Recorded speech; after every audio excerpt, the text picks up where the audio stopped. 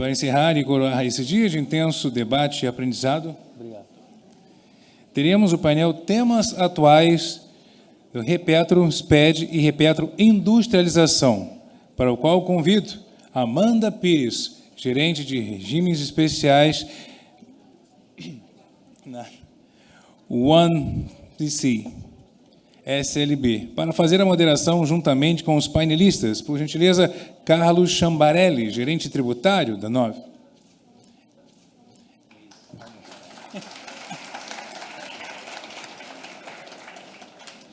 Paloma Rosa Vieira Rezende, advogados, por gentileza. Amanda, por gentileza. Oi, pessoal, boa tarde. Que responsabilidade estar no painel do Repetro. Queria agradecer à Infis Consultoria, na pessoa do Eduardo, do Bruno, que está aqui. Ninguém menciona o Bruno, mas ele está em algum lugar, e eu queria agradecê-lo. E também a Firjan, no nome da Karine, Rodrigo, pessoal, muito obrigada. Esse evento eu acompanho há muito tempo, primeiro sentada aí como consultora. Ano passado, o aduaneiro teve essa vitória com a minha fala aqui, então, o aduaneiro falando de Repetro, o que eu acho que devemos evidenciar, né, principalmente nessa reforma tributária. E, ao lado, esse painel está muito familiar para mim, porque ao lado do Chambarelli e da Paloma, que trabalham, a gente faz parte da Bespetro, né, com um comitê que eu coordeno junto com a Bianca, que está ali, e o Chambarelli coordena junto com o Trujillo. Então, eu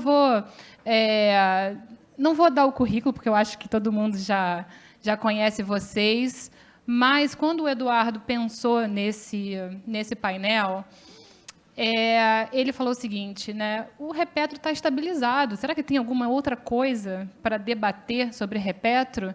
E aí eu apresentei uma lista de 3 páginas, frente e verso, para o Eduardo. Falei, não, eu acho que tem, né? Na fala do Dr. Feltrin, ele falou, né, sobre a manutenção do Repetro na reforma tributária, e eu acho que a gente vai tratar bastante isso aqui.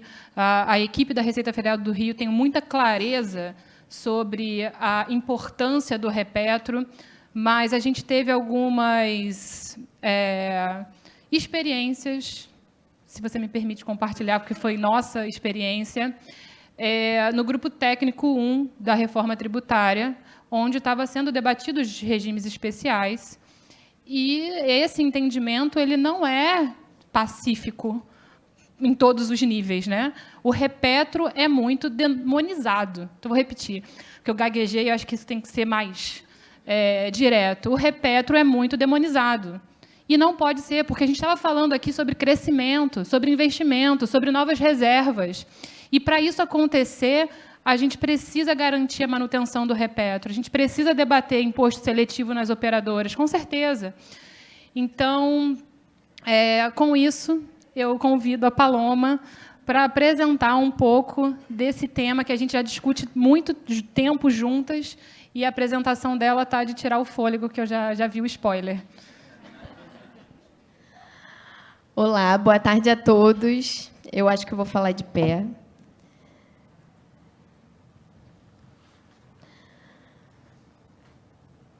Bom, ainda não entrou a apresentação, entrou agora. Boa tarde a todos. Eu queria agradecer o convite, primeiro, do Eduardo, da Firjan, pela confiança, pela oportunidade. É sempre um prazer falar de Repetro, né? A gente trabalha com Repetro há muitos anos, então sempre vai ter um lugar guardado no meu coração, o regime. E eu acho que aqui a gente já começou falando, tivemos excelentes painéis falando sobre reforma tributária. A gente falou de desafios, de período de transição, de pontos positivos. Então, acho que é pertinente aqui a gente começar o assunto de Repetro dividindo um pouco, né, sobre os desafios externos que são causados ao Repetro, ou seja, a origem externa, e os desafios internos que são trazidos para o regime em decorrência da aplicação do próprio regime, né? E por que isso é relevante, né? Porque os desafios externos, na minha concepção, eles são naturais, independente da gravidade, independente do grau do tamanho do tempo que a gente vai precisar lidar com eles. A verdade é que eles são naturais, eles fazem parte de um período de adaptação, mas eles tendem a ser, pelo menos em sua maior parte, temporários. Né? Então, quando eu falo de desafios externos, eu falo de desafios, alterações referentes ao meio em que o repetro está inserido, ao contexto. E aí são desafios decorrentes da reforma tributária, são desafios decorrentes do novo processo de importação, do novo projeto de lei, da Lei Geral de Comércio Exterior, diversos fatores que vêm de um ambiente externo trazer novos desafios para a aplicação do repetro. Isso não quer dizer que o repetro tenha uma fragilidade ou um defeito em si. É um processo natural, diferente dos desafios internos sofridos pelo repetro. E aí, esses são aqueles que a gente, ano após ano, vem aqui trazer nesse painel, que são desafios trazidos pela própria regulamentação e pela dificuldade de aplicação do próprio repetro. Então, é sobre eles que a gente vai falar aqui nesse painel. E muito da razão pela qual a gente, todo ano, está aqui, né, um pouco da pergunta do Eduardo, de que é necessário trazer o repetro de novo, porque os desafios eles não acabam, né, eles se retroalimentam. Né? Então, hoje, eu pensando ontem nesse questionamento do porquê que temos que estar todo ano aqui, tem vários assuntos novos para a gente tratar e a gente sempre traz de volta esses desafios internos. Por quê? Talvez porque a gente tem aqui uma especificidade, uma complexidade das operações que são desempenhadas pelo setor em si. E muito do que a Diane colocou no painel anterior sobre a nota técnica não se aplica a nós. Quando que a gente vai ter uma legislação que se aplica a nós? Né? Então, essa dificuldade técnica ela traz ao poder público, né, e ao legislativo, principalmente, uma dificuldade no momento da produção dos atos normativos, e isso acaba gerando uma parcial inadequação das regras tributárias que são geralmente aplicadas às relações jurídicas tradicionais, justamente por a gente fugir desse campo tradicional em termos operacionais. Isso acaba demandando a criação de regras próprias, num volume imenso. Né? Então, a gente tem regras próprias aplicáveis ao repetro, que são produzidas, na maior parte, pela própria Receita Federal, pelos estados. E qual é o problema disso? Né? Essa criação de regras próprias, que já são, por si só, um regime de exceção, um regime diferenciado que foge à regra geral, ela gera uma série de interpretações, margem para interpretações diferentes. Então, isso faz com que a gente gere um ambiente de potenciais conflitos ou diferentes interpretações que geram esses problemas internos que a gente vai trazer hoje. Então, a gente, e por fim, né, tem uma deficiência na compreensão. E aí eu coloquei principalmente sob uma perspectiva holística, porque o repetro ele é um regime híbrido. Né? Então, para você entender o repetro, você precisa olhar ele sobre todas as suas vertentes, todos os seus tratamentos, porque eles se interligam. Então, não adianta você, eu conheço o repetro, mas só a admissão temporária. Então, você não conhece o repetro. Porque hoje, a admissão temporária ele se liga à exportação ficta, que se liga ao repetro permanente. Então, se você não conhece, você não consegue, não conhece ele em sua completude. Né? Então, fica difícil, inclusive, a gente questionar determinada regra ou determinada aplicação do regime. E essa falta de compreensão pelas autoridades fiscais em âmbito federal, estadual, pelos próprios beneficiários, integrantes da cadeia de fornecimento, no caso do repetro industrialização, e, por fim, do próprio CARF, do próprio judiciário, faz com que esses desafios se retroalimentem. Então, hoje, a gente traz aqui novos desafios, alguns já conhecidos por todos, mas que não são desafios decorrentes desse ambiente externo, mas sim falhas ou defeitos da própria legislação inerente ao regime. E qual é a solução? Né? Não adianta colocar aqui qual é a causa se a gente não traz a solução. Pensando em uma solução que, claro, que não vai se aplicar a todas as problemáticas que a gente tem, mas, enfim, uma aproximação da indústria maior, né, principalmente nesse momento de reforma, maior da indústria, das associações, de todos os operadores da cadeia de fornecimento, com principalmente poder legislativo, é essencial. Né, porque aqui é um método indutivo de conhecimento. Se vocês, né, uma etapa ela gera a outra. Se a gente aprimorar um conhecimento das autoridades sobre as atividades inerentes ao setor, a gente gera uma redução na inadequação das regras básicas. Com isso, a gente tem menos regras próprias, a necessidade, né? Já foi proposta um regulamento do ICMS, por exemplo, que atendesse a indústria, e hoje a gente viu aqui, né, a Receita Federal falando que não, agora a gente tem IBS e CBS sobre o fornecimento, mas vamos manter as notas de movimentação. Então, né, a princípio, a gente precisa de um regulamento que olhe para a indústria, que compreenda, acomode as operações que a gente faz dentro do setor, o que hoje a gente não tem. Então, a gente precisa sempre estar adequando o que a gente tem, e isso traz insegurança jurídica. Então, vamos lá, a gente diminui a quantidade de regras próprias, detalhadas, e, com isso, a gente melhora aí a compreensão de toda a cadeia, dos beneficiários, do poder público, do judiciário, né? Nós, advogados, enfrentamos diversos problemas em ter que explicar para o judiciário o que a gente está pedindo. Então, é complicado, né? As próprias empresas, quando vão fazer um pleito ao Estado, têm que levar primeiro uma apresentação explicando, né? Vamos fazer aqui uma explicação da atividade, para depois a gente direcionar o que a gente quer. E aí, na segunda reunião, já mudou todo mundo. Então, você tem que levar de novo aquela apresentação para fazer de novo aquela explicação. É complicado, é um trabalho árduo, mas eu acho que somente com base nisso a gente conseguiria não ter esse painel no próximo evento do ano que vem, mas se tiver, pode me chamar, Eduardo. Bom, e aí, enfim, a gente não tem muito tempo, então eu decidi elencar 3 principais pontos de desafios internos, tá, da legislação do Repetro. O primeiro ponto, ele se refere ao Repetro industrialização, né? A gente está num momento em que o Repetro industrialização ele vai completar aí, né, 6 anos. A gente teve a regulamentação em 2019.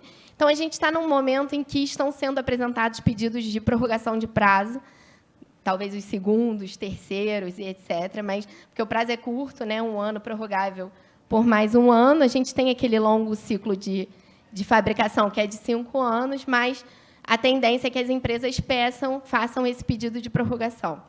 O que a gente tem visto é uma postura mais ativa da Receita Federal em relação à análise desses pedidos. Tá? Então, tem sido feita uma análise mais criteriosa, e, quanto a isso, tudo bem, eu acho que, né, faz parte do jogo. Indicar NCM, dizer onde que se enquadra na lista, qual é a sua posição no regime, se você é fabricante intermediário, se você faz industrialização por encomenda, como que funciona tudo isso. O problema é que, a partir daí, a gente tem alguns casos excepcionais. Eu vou fazer aqui um disclaimer, porque parece ali que a gente tem o indeferimento, cancelamento de ofício do regime. São casos excepcionais, mas, quando você abre essa análise para um escrutínio de fiscalização maior, a gente tem visto, por desconhecimento técnico, alguns fiscais que têm questionado requisitos de própria habilitação da empresa ao regime, o que gera o cancelamento, em alguns casos excepcionais, a tentativa de cancelamento de ofício do regime, o que é um problema enorme. Né? Então, há uma confusão sobre requisitos de habilitação. Né? Para você se habilitar ao Repetro industrialização, você precisa apresentar um contrato, e é assim que as empresas se habilitam, porque, naquele momento, é um único vínculo ali, documento jurídico que você tem, a sua intenção de fabricar e fornecer aquele bem. O problema é que, nesse momento, quando você faz um pedido de prorrogação, vem uma intimação pedindo nota fiscal de saída. Não, mas espera aí, eu estou pedindo a prorrogação, como é que eu vou dar saída ao bem que eu ainda estou produzindo? Então, a gente tem escutado muito isso. A gente tem escutado, olha, mas eu quero registro na SF de receita de bens de fabricação própria, dos 2 anos anteriores. Então, assim, são requisitos que não estão na legislação, que não são requisitos próprios da habilitação, e sim de aperfeiçoamento de regime. Uma coisa é, terminei o regime, né, fabriquei, forneci aquele bem, e depois a fiscalização pede esse tipo de documentação. Tudo bem. Agora, quando eu estou no meio de um pedido de prorrogação, é até não lógico fazer esse pedido, porque, de fato, ele é inviável de ser apresentado. Então, enfim, até coloquei ali exigência de apresentação de nota fiscal de saída de produto inacabado. Né? E, além desse, alguns outros pontos, né, que já devem ser conhecidos pela maioria de vocês. O que é industrialização para o Repetro industrialização? A gente ainda escuta muito, né? Mas eu tenho 5 minutos, pessoal, ainda faltam 2 pontos. mas rapidamente. A gente não tem um conceito próprio de industrialização. Então, a gente, sim, deve se valer do conceito de industrialização do regulamento do IPI, que é um conceito amplo, mas é o conceito legal aplicável. E nele inclui montagem, beneficiamento, acondicionamento, recondicionamento e transformação, que é a industrialização típica. Então, sim, montagem é industrialização? É. Soldagem? Claro que aqui vai depender do caso concreto, e cada situação tem que ser analisada de uma forma individual. Mas, a princípio, eu poderia tentar enquadrar? Entendo que sim. Existe, e aí a gente passa, né? Preciso fazer a instalação antes ou depois da venda? Aqui a gente tem um problema de momento de extinção de regime. Então, não é tentar dar uma volta para enquadrar. É uma questão de temporalidade, que a gente tem no Repetro-SPED e a gente tem em várias outras modalidades de regime. Se o fato extintivo do regime é a saída, é a venda, é a aplicação na prestação de serviço, sim, eu tenho que fazer a industrialização antes, e é só por isso. O encomendante precisa fazer a industrialização própria? A princípio, entendo que não, porque a gente tem a equiparação do industrializador, que é o encomendante, que faz a industrialização por encomenda daquele bem. Mas, como recomendação, sim, a gente recomenda que você faça alguma parte daquele processo como um todo, até para você ter uma robustez maior na hora de responder à fiscalização, que a gente sabe que esse entendimento ele varia dentro da Receita Federal. Existe valor mínimo para os insumos fornecidos? A princípio, não é questão de valor, a gente não tem isso previsto na legislação, mas, sim, tem uma questão de razoabilidade e boa-fé, de você mostrar que, tecnicamente, e aí, quando falo tecnicamente, não é economicamente, porque independe do valor daquele insumo que você está agregando, e nem em termos de volume, porque não é a quantidade, e sim a relevância técnica daquele produto que você está fornecendo, que é o foco estratégico seu em fornecer, para que aquele regime seja considerado legítimo aí, em nossa percepção. E aí, um tópico aqui, falando um pouco sobre... a gente estava no evento da OAB, da Comissão de Direito Aduaneiro, que eu, Amanda e Chambarelli participamos, e teve o Thales, que é da SESEX, ele apresentou o projeto de lei da nova Lei Geral de Comércio Exterior.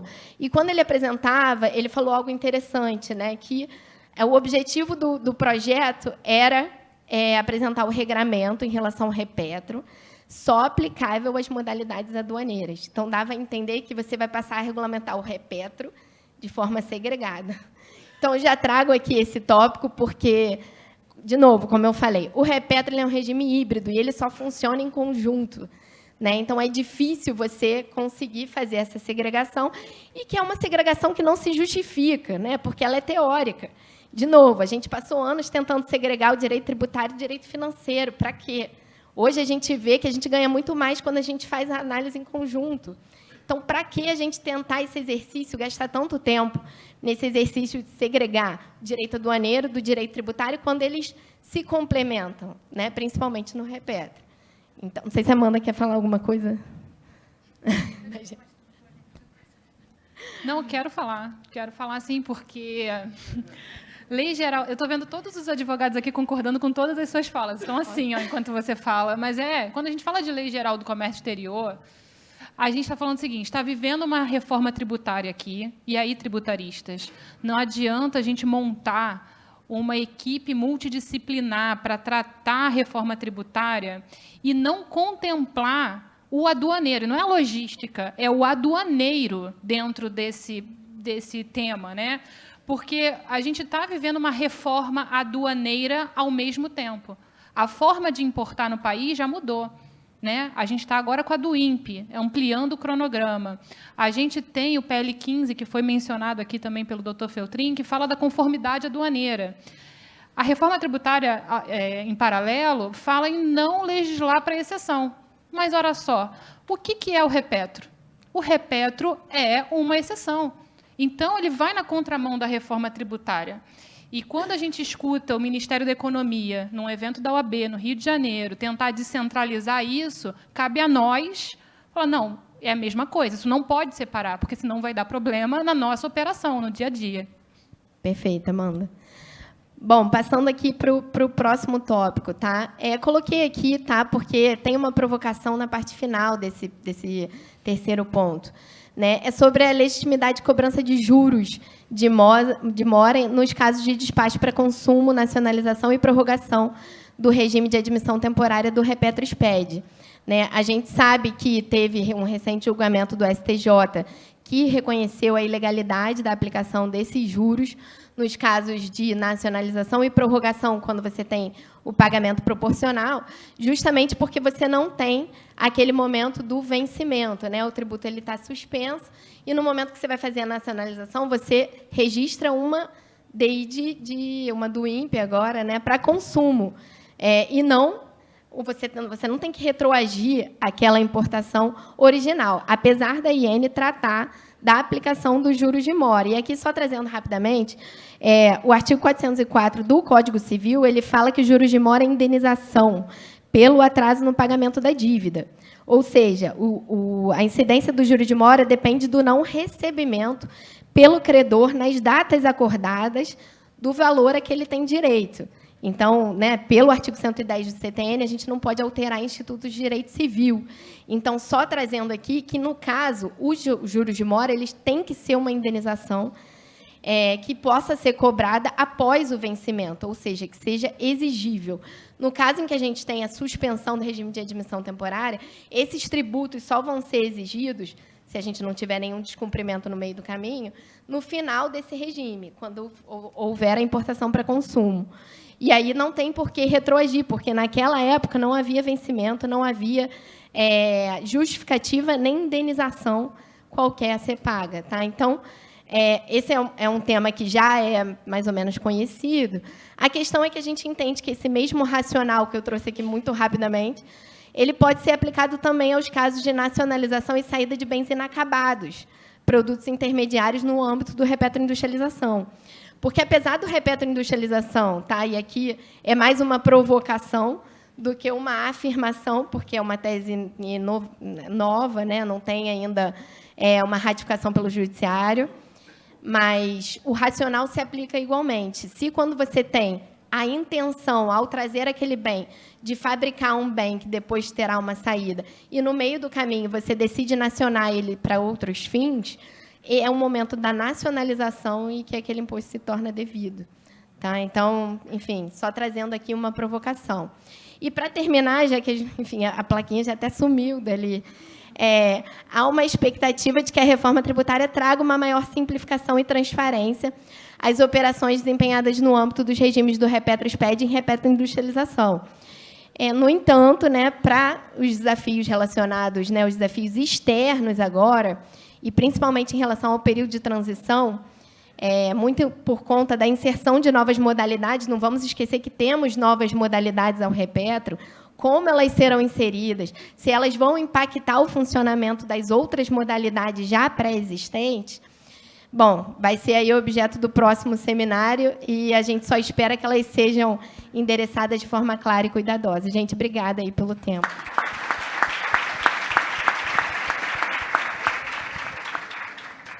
Parabéns, Paloma. Muito boa apresentação. Eu ia pedir para o pessoal lá da salinha manter a apresentação da Paloma ali, só para eu comentar a última parte, antes de passar para o Chambarelli, lá onde ela fala, por fim, precisamos... Por fim, há uma expectativa de que a reforma tributária traga maior simplificação e transparência às operações desempenhadas no âmbito dos regimes do Repetro-SPED, um regime especial aduaneiro, e o Repetro-Industrialização, um regime especial tributário. No entanto, para tanto, desafios relacionados principalmente ao período de transição e à inserção de novas modalidades precisarão ser endereçados de forma clara e cuidadosa. Eu gostaria de dar uma tecla SAP dessa último ponto de casos reais da operação. Então, a gente tem um Repetro-Industrialização, que é o seguinte, quando eu vou fabricar uma árvore de Natal molhada e vender para a Petrobras e não vou exportar para a Equinor, por exemplo, eu não posso usar o drawback, eu tenho que usar o Repetro-Industrialização. Então, eu, fábrica, que produzo 58 árvores de Natal em 2 regimes, no drawback e no Repetro-Industrialização, quando eu compro é uma questão de supply chain, de suprimentos, cadeia de suprimento. Eu vou chegar no meu fornecedor e falar assim, olha, eu preciso dessa válvula, desse atuador, para o meu portfólio em carteira. Quanto você consegue produzir e me dar? Porque se eu não fizer isso, a Olivia não está aqui, mas a Olivia vai chegar na minha frente e vai bucar a capacidade fabril do meu fornecedor na minha frente. Então, eu não posso falar assim, olha, produz isso aqui tanto no Repetro e tanto no drawback.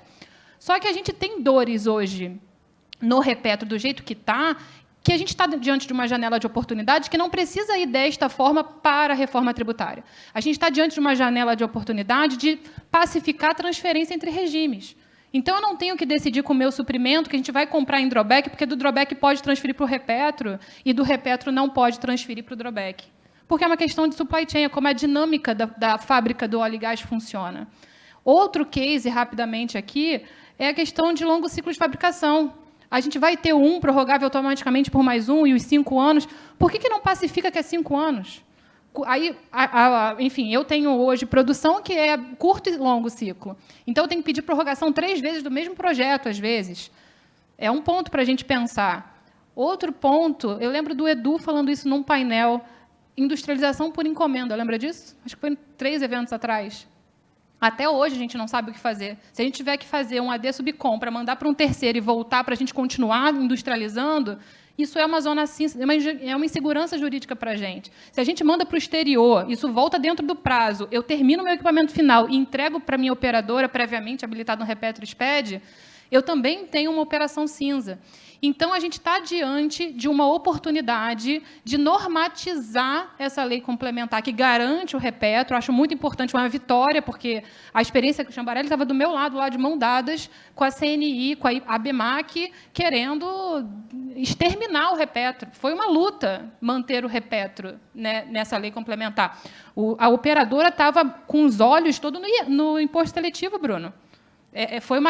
Vamos escolher aqui qual é o nosso problema. É o imposto seletivo? É o imposto seletivo? É a manutenção do Repetro?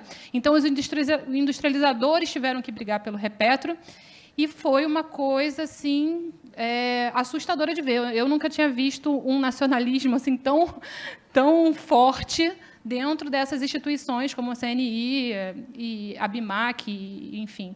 Foi bem constrangedor. Mas eu queria pegar o gancho nesse ponto que você colocou de forma muito cirúrgica para trazer que temos muitas zonas cinzas que precisam ser clarificadas nesse momento da reforma tributária. Bom, gente, dito isso, vamos para a apresentação do Chambarelli, que vai tratar bastante aí a esfera estadual do Repetro, que aí a gente está diante de uma oportunidade, Chambarelli, de, a partir do ADE, do Repetro, né, a gente tem que pedir a adesão dos convênios estaduais. E com a reforma tributária? Vai ser necessário também ter a adesão do IBS? Ou o ADE já vai ser suficiente para o CBS e IBS dentro do Repetro? Boa tarde a todos. Obrigado, Eduardo, aí pelo convite, a Firjan, para compor esse painel aí com essas amigas aí que batalham juntos, né, na Bespetro, na OAB, buscando melhorias aí na interpretação da legislação, nas normas inerentes à indústria de petróleo, porque ela é importante essa manutenção dos regimes, porque a gente está falando de milhões, e aí se tiver que pagar a tributação sobre elas, as empresas não vão ter caixa, e aguardar 30, 60, 180 dias para reaver isso, vai ser inviável e vai colapsar o sistema dessas empresas. E aí, como a Amanda comentou, eu vim com a incumbência de abordar um pouco os problemas que a gente vem enfrentando na legislação de âmbito estadual, mais especificamente aí do convênio 3 e o 220 de 2019. Eles são... já tem 7 anos aí do convênio 3 e 6 anos do convênio 220, e era para a gente já ter uma operação mais estabilizada, mas, infelizmente, a gente vem na prática sofrendo na pele, aí as empresas da indústria vêm sofrendo na pele aí fiscalizações e problemas inerentes à redação, à divergência com a norma federal, porque eles vieram no intuito de estender o benefício que foi criado de âmbito federal, né, para regulamentar a indústria de petróleo e gás, e eles tinham o intuito só de complementar, regulando a parte do ICMS. Só que o que a gente vê na prática é que os fiscais têm dado interpretações distintas. E aí eu vou trazer aqui alguns exemplos que a gente vem vivenciando aí na prática e no dia a dia pelas empresas. Primeiro ponto, a Instrução Normativa 1901, no artigo 2º, ela é bem clara: os fabricantes podem comprar com suspensão dos tributos federais, ou seja, o benefício é do comprador, ele que vai ter o direito de comprar a matéria-prima, o material de embalagem, o produto intermediário, com a suspensão dos tributos federais. E aí, o Estado de São Paulo, alguns estados, e mais especificamente aí o Estado de São Paulo, começou a publicar algumas soluções de consulta, aqui eu trago 4 como exemplo, indicando que, além do adquirente, o fornecedor também precisaria fazer essa habilitação junto ao benefício. E aí trouxe aí uma divergência com a norma federal. A norma federal diz que o benefício é do comprador. E aí, com essa prática e essa adoção que o fisco, principalmente paulista, e outros estados estão encaminhando nessa mesma interpretação, está gerando um problema no mercado que os fornecedores pequenos, eles não têm uma capacidade, uma equipe muito grande, robustez, para fazer os controles que são exigidos no regime, como controle dos tributos suspensos, bloco K, segregação de estoque, porque às vezes eles vendem só uma pequena parte para a empresa da indústria de petróleo e gás, e aí acaba que as empresas não estão querendo fornecer por conta dessa divergência que foi criada aí pela interpretação do fisco paulista, né? Em linha, até com esse ponto primeiro, na cláusula 3ª do convênio 3 de 2018, cláusula 3ª não, cláusula 1ª A, parágrafo 1º, eles informam que a empresa, o fabricante ou o fabricante intermediário, ele pode importar sem o ICMS. Então, do âmbito federal, o fabricante intermediário, ele pode comprar com a suspensão dos tributos.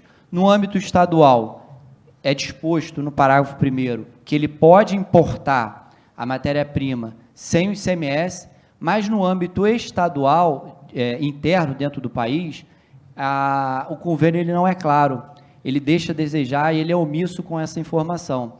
E aí, nessas soluções de consulta, pelo menos 2 ou 3 dessas, o Estado de São Paulo também foi nessa linha que o fornecedor, fabricante intermediário, não poderia comprar no mercado nacional sem o ICMS.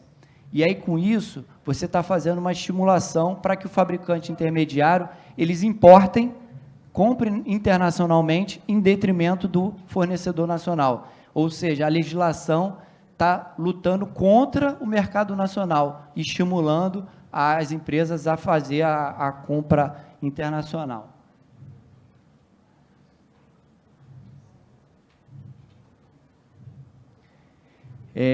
Um terceiro ponto que a gente vem enfrentando também na prática, aí, no dia a dia das empresas. Na cláusula 9ª do convênio 3, foi informado que seria divulgado pelos estados, através de uma lista de ato COTEP, quais empresas estariam habilitadas a utilizar o regime. Assim como tem a publicação do ADE pela Receita Federal, seria consolidado pelos estados, enviado para a CONFAZ, e a CONFAZ publicaria essas empresas que estariam aptas a utilizar o benefício. Só que a gente vê na prática que as empresas fizeram adesão, fizeram a comunicação desde o início do regime, só que os fiscos não fizeram o dever de casa, de fazer a comunicação para a CONFAZ fazer a publicação dentro do ato COTEP. E aí o que a gente tem visto na prática? As empresas emitiram notas fiscais para as empresas habilitadas, que fizeram as suas adesões, mas como não tem o nome nessa lista do ato COTEP, algumas empresas estão sendo fiscalizadas, estão recebendo aí o questionamento por que fizeram a emissão de nota fiscal utilizando o benefício para a empresa que não está divulgada no ato COTEP. Só que a empresa não pode ser penalizada por uma falha e uma burocracia e demora aí do fisco em fazer o seu dever de casa, que é a comunicação, a CONFAZ.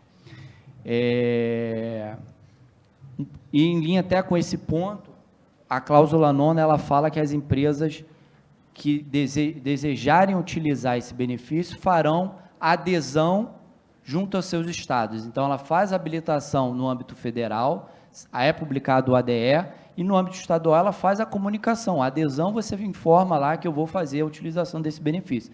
Só que alguns estados estão criando regras distintas.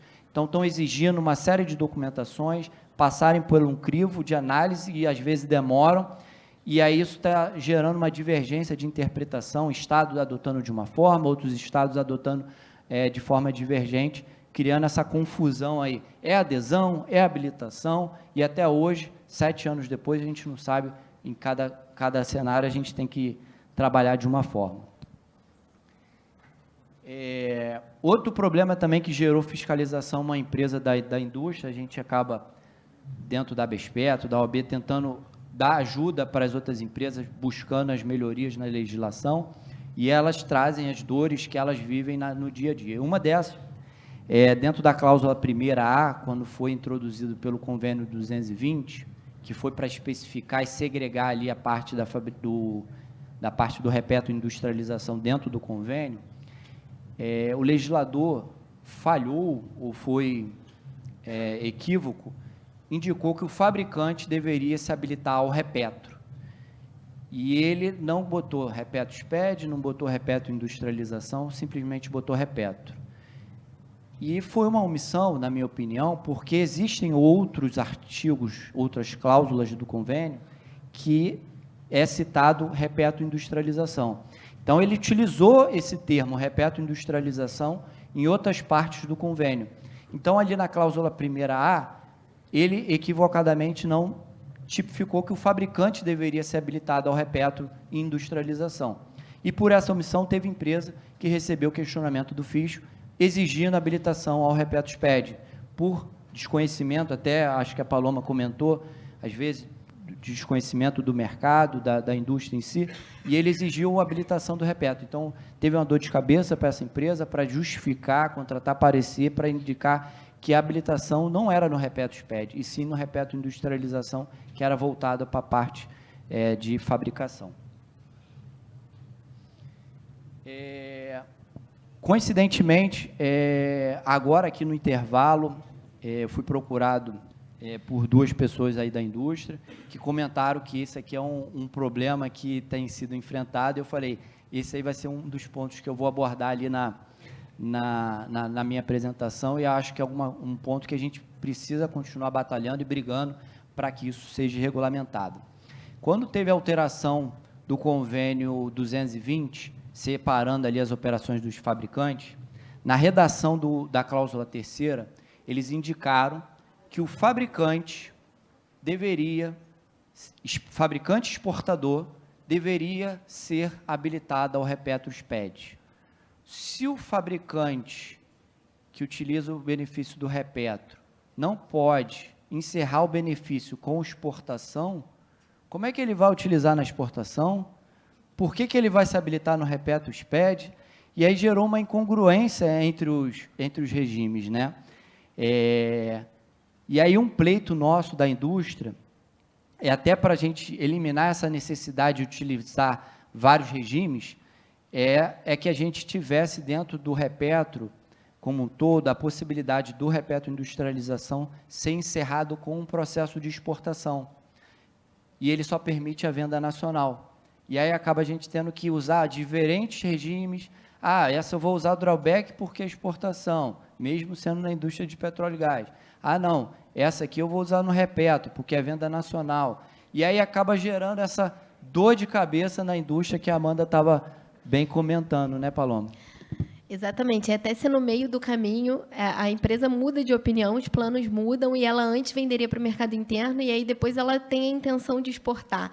E aí tem um outro problema que eu imagino que o Chambarelli vai falar, que é a transferência de regime, que não está normatizada, do drawback para o repetroindustrialização e vice-versa.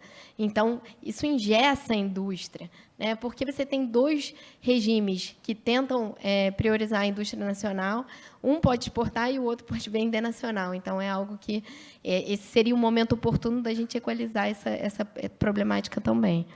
Exatamente. Então, essa equívoco aí na redação, exigindo que o fabricante exportador se habilite ao RepetoSPED e acaba inviabilizando, aí, trazendo necessidades que ele tem que conjugar o benefício do drawback, RECOF, com o convênio, e aí existem algumas cláusulas que que trazem divergência e acaba trazendo essa insegurança e zona cinzenta aí para a indústria como um todo.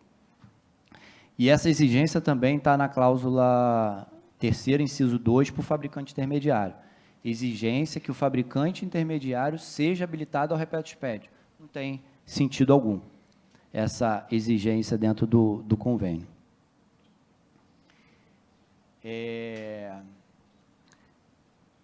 Aqui, mais especificamente, na legislação do Rio de Janeiro, que foi a Lei 8.890, eles tiveram o trabalho e a preocupação de trazer sobre a questão da manutenção do crédito e o estorno de crédito. Mais especificamente, para as exportações, foi tipificado que as empresas poderiam manter o crédito de ICMS. Para as operações interestaduais, que é tratada como isenção, foi tipificado que eles deveriam ser estornados créditos de ICMS. E para a venda local, que é utilizada dentro do Estado, que é aplicado o diferimento do ICMS, a empresa ela pode manter o crédito ou não pode? Por que o legislador teve o trabalho de botar em um parágrafo a exigência de requerer o estorno do crédito ICMS para a operação interestadual, na exportação pode manter, e na do diferimento? Por que ele não teve a preocupação de dar segurança para as empresas de poderem manter esse crédito? A princípio, eu entendo, busquei, né, essa decisão do Supremo, a de 4171, onde eles determinam e indicam que o diferimento ele não tem uma natureza similar à da não incidência e de isenção, porque você transfere para uma cadeia seguinte o recolhimento, e é que acontece os 3% que a gente sabe nessa operação do RepetoSPED, ou se não cumprir o requisito dos 3 anos, paga-se os 22%. E aí, por esse entendimento do Supremo Tribunal, a minha interpretação é que as empresas podem sim manter o crédito do ICMS nessa operação de diferimento, uma vez que lá na frente vai ser recolhido o ICMS pela operadora, seja de 3% ou seja de 22%. Ainda em linha com essa questão de manutenção de crédito, foi tipificado no convênio que os estados poderiam dispensar o estorno de crédito de ICMS nos casos de exportação. Só que a Lei Candir, de 1996, já dispõe que é permitido a manutenção de crédito pelas empresas no caso de exportação. Então, os estados não têm o poder. Então, não precisava falar, eles têm o poder. Aí deixa uma discricionariedade de cada estado, e a gente vê a legislação, que se esse estado teve a preocupação de seguir ou não. Então, assim, é um problema que poderia ter sido evitado ou ter sido tratado melhor aí na regulamentação dessa lei. E aí, caminhando aí para o meu último slide, até porque o tempo esgotou, a amiga apareceu ali informando. Algumas melhorias e algumas sugestões que a gente vem trabalhando aí pelas associação, pela OAB. A gente tem alguns processos junto aos estados, endereçando tanto no Rio de Janeiro quanto em São Paulo, que são os players aí maiores da nossa indústria e os fabricantes, né? A Bespetro, junto com a Abimac, A gente tem processos, né? E alguma dos pontos de melhoria que a gente colocou a Instrução Normativa Federal teve a preocupação de dispor quais eram os embasamentos legais que deveriam ser informados nas notas fiscais. Saída com suspensão, ADE, tal, assim que deve ser seguido. Só que o convênio não tratou isso.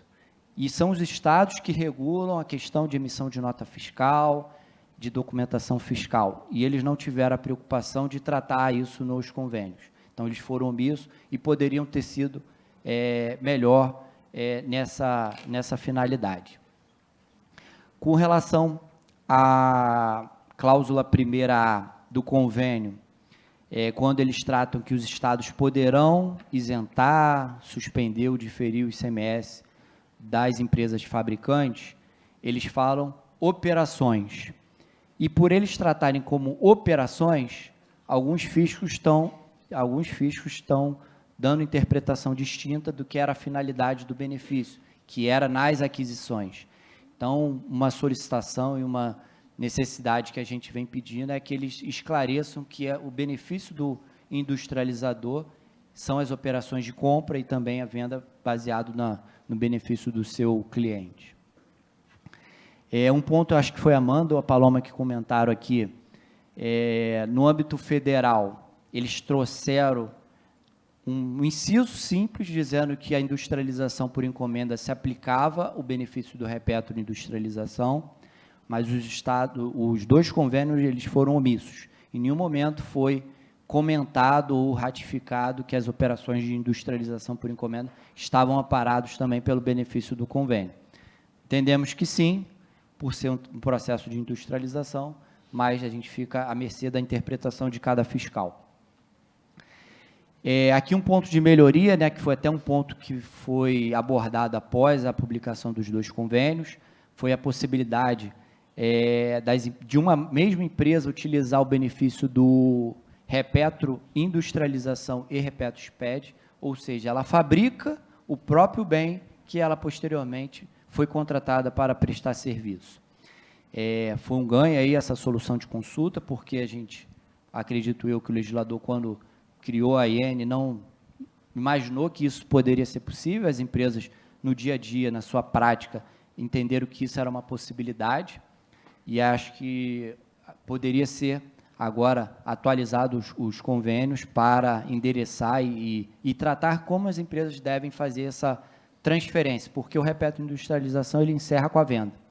E aí, se você mantém na mesma empresa, como é que você vai fazer essa movimentação saindo do seu inventário e indo para o seu ativo fixo? E o último ponto também, que o convênio 3 e o 220 posteriormente também acabou sendo omisso. Na instrução normativa, eles tratam sobre a destinação da matéria-prima e os produtos que não forem utilizados no regime, onde traz a possibilidade de transferência de regime, destruição, exportação e nacionalização. E o convênio ele não tratou essa possibilidade. Foi uma omissão aí do convênio e poderia também ter ido na linha do tratamento dado aí pela Instrução Normativa 1901. Acho que era isso, pessoal, que eu queria trazer os pontos aí do... Parabéns, Chambarelli. Parabéns, excelente apresentação, não dava para esperar menos. Eu recebi um WhatsApp falando assim, Amanda, esclarece o ponto da CNI. E foi o seguinte, pessoal, foi um pedido da entidade com a Receita Federal, então é uma ordem, vou aqui explicar o que aconteceu. Quando a gente chegou no Grupo Técnico 1 da Reforma Tributária para defender a manutenção do repetro, o que a gente encontrou lá? Eu e Chamba. A gente encontrou algumas outras entidades de classe falando assim, o repetro é uma oportunidade de vocês importarem partes e peças ao invés de comprar no mercado local. E aí a gente teve que explicar que a gente não faz um equipamento 100% com conteúdo local, que é preciso importar também os itens importados. Então, o sentimento dessas entidades de demonizar o repetro é acreditar no conto, né, que é possível fabricar um equipamento com essa tecnologia sem importar nenhum componente. Então, está esclarecido, eu acho que foi isso que eu quis dizer. Mas, em relação à fala do eu acho que eles bateram muito na tecla que as operações... a ideia deles era extinguir todos os regimes no intuito que todas as empresas poderiam tomar crédito sobre tudo. Só que na nossa indústria, a gente está falando de equipamentos de milhões, então inviabilizaria, né, essa descapitalização para esperar, para aguardar o retorno do crédito.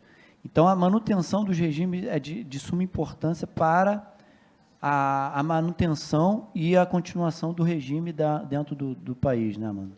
Obrigada pelo complemento, Chambarelli. É exatamente isso. E sobre a fala do Chambarelli sobre, né, o imposto estadual, a indústria está passando o seguinte: o ADE, a habilitação é minha. Quem vende para mim, vende com tributo suspenso. Ponto. Essa é a dinâmica. Eu tenho um ADE, eu vou comprar de um fornecedor local, esse meu ADE garante a suspensão do tributo na venda para mim. Simples. O que tem acontecido nas secretarias de Fazenda é exigir a habilitação do meu fornecedor. Ele precisa de um ADE para vender para mim suspenso. Isso está acontecendo muito.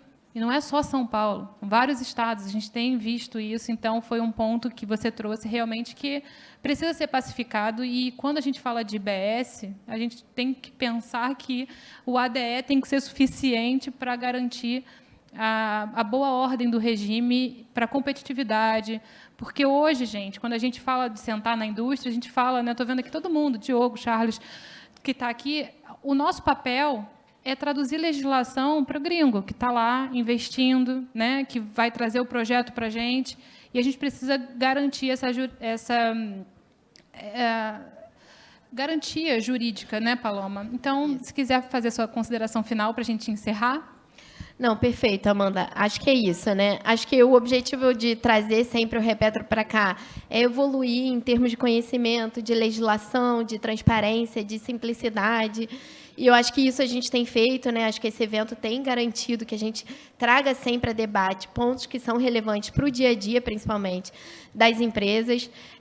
Eu acho, né, em termos do questionamento inicial feito pela Amanda, se precisaríamos de uma habilitação federal e uma habilitação estadual. Não, né? Porque senão a gente vai de encontro com tudo que a gente tem falado hoje sobre reforma tributária. Né? A gente falou de CNPJ único, sem necessidade de inscrição estadual, sem necessidade de inscrição municipal. A gente tem o princípio da simplificação, a gente tem o princípio da transparência, da facilitação. Então, continuar exigindo uma habilitação em âmbito estadual e uma habilitação em âmbito federal com regramentos distintos, vai de encontro, na minha opinião, a tudo que a gente tem tratado hoje do que se refere à reforma tributária. Então, eu deixo aqui a provocação para a gente trazer pontos, pensar em pontos que possam ser dirimidos aqui, ser de conhecimento de todos, para que a gente traga o debate e, a partir daí, a gente encontre soluções para o aprimoramento da indústria. Muito obrigada. Bom, gente, um prazer estar aqui com você, Paloma, Chambarelli. É uma honra. Obrigada por ficarem até o final. E encerro, então, o nosso painel de Repetro. Obrigada.